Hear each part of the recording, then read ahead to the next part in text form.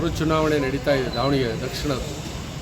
ಎಂಥ ಅಭ್ಯರ್ಥಿ ಬೇಕು ಅಂದರೆ ಸಾರ್ವಜನಿಕವಾಗಿ ಸ್ಪಂದಿಸ್ತಕ್ಕಂಥ ವ್ಯಕ್ತಿ ಬೇಕು.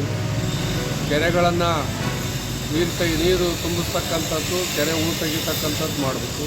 ರೈತರಿಗೆ ಅನುಕೂಲ ಆಗ್ತಕ್ಕಂಥವ್ರ ಅವಶ್ಯಕತೆ ಇದೆ. ಬಡವರಿಗೆ ಅನುಕೂಲ ಆಗ್ತಕ್ಕಂಥದ್ದು ಅವಶ್ಯಕತೆ ಇದೆ.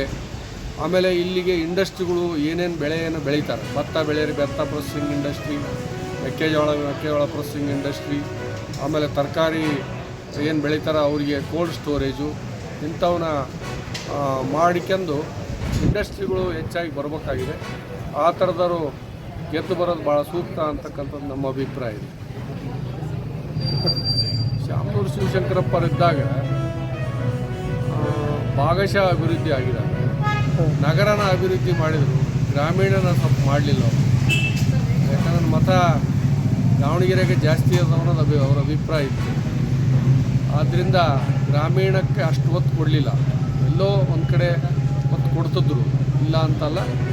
ಬಟ್ ಈಗಿನ ಇದರೊಳಗೆ ಸರ್ಕಾರದಲ್ಲಿ ಬಡ್ಜೆಟ್ಟು ಇರಲಿಲ್ಲ.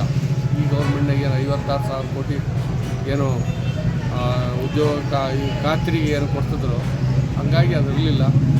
ಉತ್ತಮ ಯಾರೇ ಆಗಿರಲಿ, ಉತ್ತಮ ವ್ಯಕ್ತಿಗಳನ್ನು ನಿಮಗೆ ಸ್ಪಂದಿಸ್ತಕ್ಕಂಥವ್ರಿಗೆ ಮತ ಹಾಕಿ ಅಂತಕ್ಕಂಥದ್ದು ನನ್ನ ಒತ್ತಾಯ.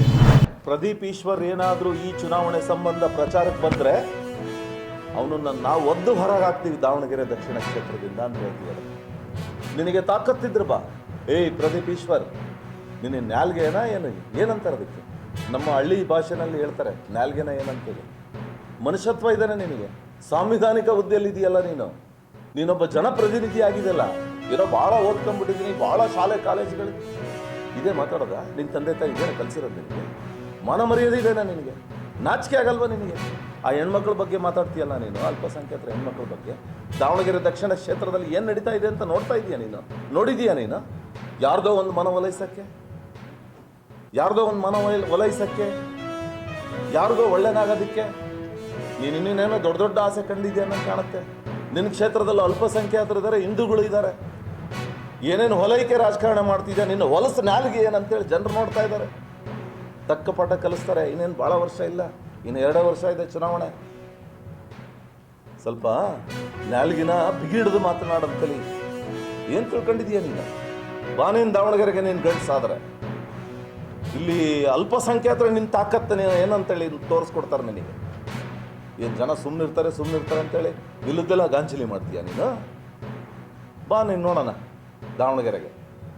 ಏನು ಅಯೋಗ್ಯರ ನಾವು? ಯಾರು BJP ಅವರು ಅಯೋಗ್ಯರ ನಾವು? ನೀನು ಅಯೋಗ್ಯ, ನೀನು ಮುಟ್ಟಾಳ.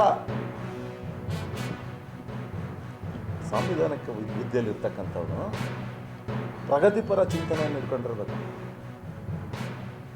ನಿನ್ನ ಕ್ಷೇತ್ರ ಅಭಿವೃದ್ಧಿ ಬಗ್ಗೆ ಯೋಚನೆ ಮಾಡಬೇಕು.